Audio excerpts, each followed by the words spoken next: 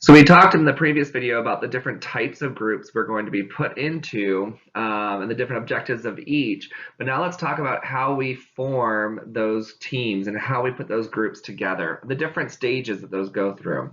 So as we go through this video, I want you to keep in the back of your mind examples of group work that you've done and think about what stages of this process that group went through. So this is our stages in team development. We have forming, storming, norming, performing, and transforming. So let's talk about each one individually.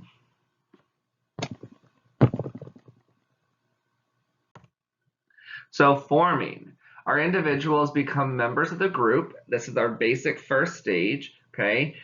Some people might have a little bit of anxiety of like, why am I here? What is my purpose within this group? What do I do? There is a lot of relying on the group leader to kind of give those people their roles, to give those people their sense of what their position is in the group. Now that group leader might either be selected by the group members or it might be appointed by somebody within the organization. Okay. At this stage, forming, typically communication is polite. People don't want to step on toes yet. They're all new to the group. They're just kind of being really kind of quiet. They're just kind of feeling what their place is. Now, there also might be a little bit of confusion about what to do.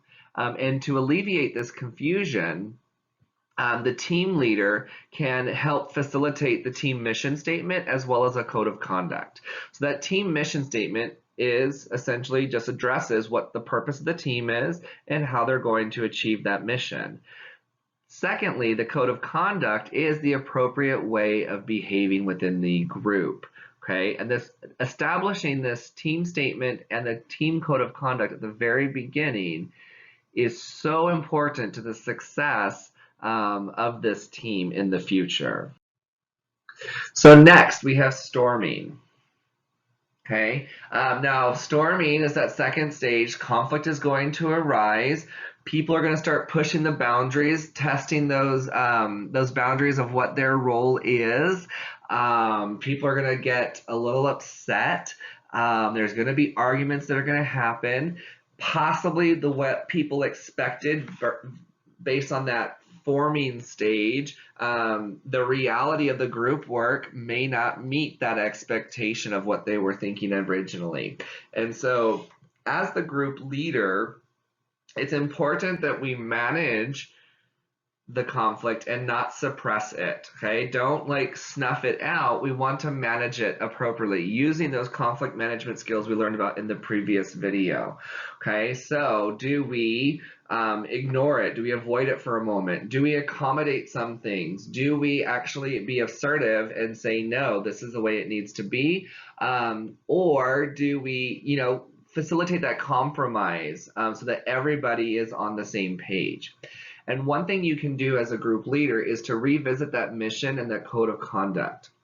So always refer back to that. That's a tool that you have as a group leader in order to make sure that you are being objective and you're not playing favorites in any kind of a situation, that you are saying according to our group mission statement that we all put together or according to the code of conduct that we all agreed upon, this is the way that we need to resolve this situation. The third phase is norming. So things are coming together, people are being cooperating with each other, they are working together, they're supporting each other in their roles. At this point, the goals are more clearly defined, so everybody really kind of knows what they're doing. You're kind of getting into the swing of things. You've moved past the conflict. And at this point, the leader starts blending into the group, more of an active participant rather than shaping the direction the group is going. The leader kind of comes a part of the group and starts working together towards that performing stage, which is the next one. One of the issues, and we'll talk about this in just a few moments in the next video, is groupthink. And so groupthink is where somebody, has an idea about doing something in a different way, but at the risk of rocking the boat or causing conflict that we just resolved in that storming phase, they keep those ideas to themselves. And so groupthink is a situation that we want to try to avoid, because we still want those ideas that are kind of come into that strong performing group. And so as soon as someone stops giving those ideas, then they start feeling that they're not part of the group, that their efforts are not valued, and then they can resent being within the group.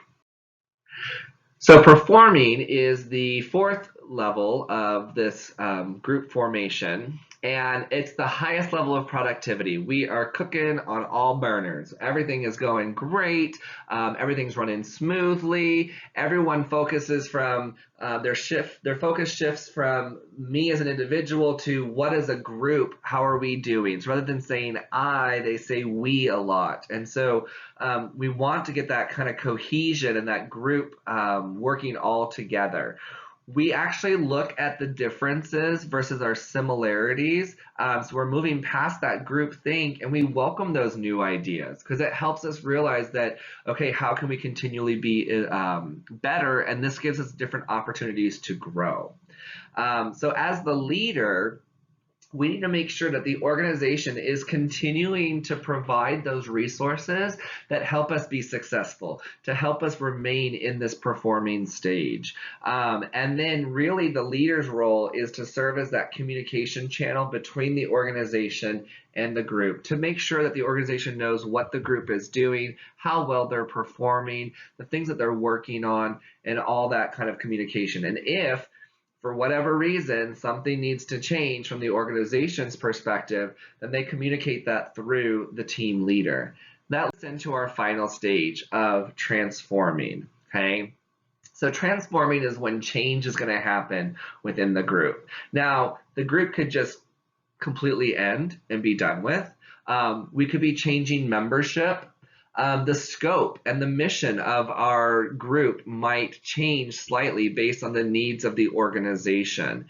And so the group is going to transform in some way. If the group ends completely, it's important to have, as the group leader, to kind of form some kind of recap meeting.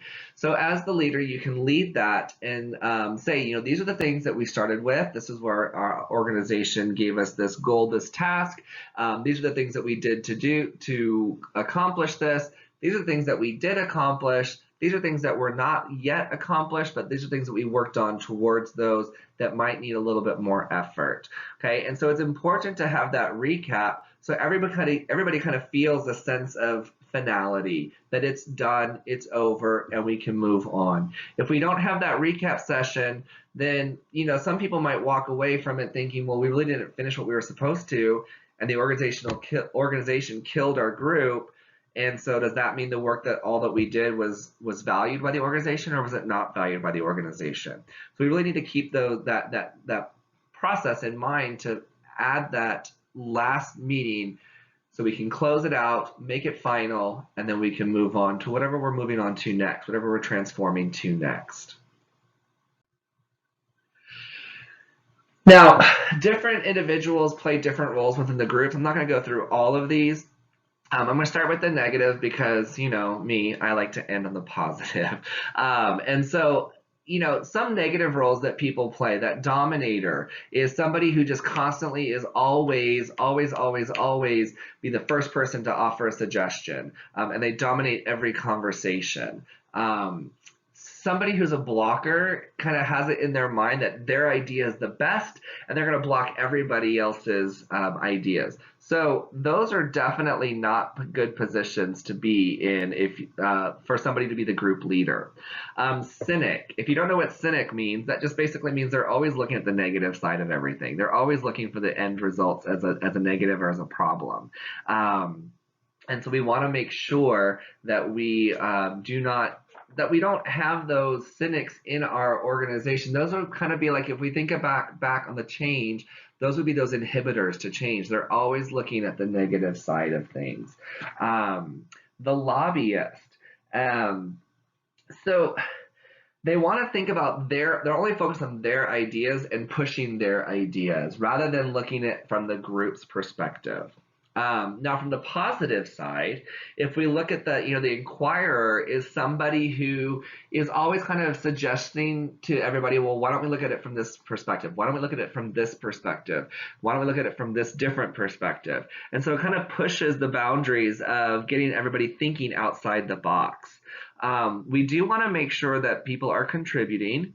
Now, the reviewers, those are really important people because they are able to kind of summarize everything the group is doing. They want to look at things that the group is agreeing on. And then they're also going to clarify those relationships between all the ideas that are being discussed. So they can look at kind of all these little ideas that are being put out there and kind of put them more into a big picture about how they all kind of come together and relate to each other. The evaluator is somebody that can look at everything that's been discussed, things that have been put down on paper, and they're going to raise those questions about, the different facts. And so it's important to have somebody on the team that it has that evaluative mind that can look at the small little details to make sure that everything is on the right track. The energizer is somebody who keeps the discussion moving. They're somebody who, in the process of things, don't let it necessarily get off topic, because we all know that can happen in a group setting. And so that energizer is somebody who keeps it going, or if there is little to no discussion, that energizer can spark that discussion. And then lastly, the gatekeeper, it encourages those non-participating group members to talk.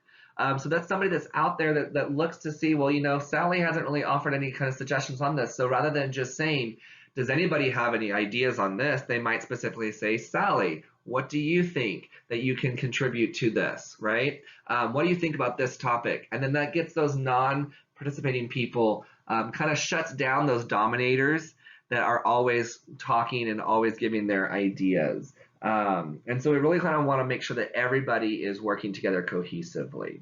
And so we want to make sure we're focusing on those positive aspects of the different roles that people play. And if somebody is demonstrating those negative aspects, then it's up to that team member to avoid to really look at that and see what they can do to prevent potential conflict based on negative and positive people coming together.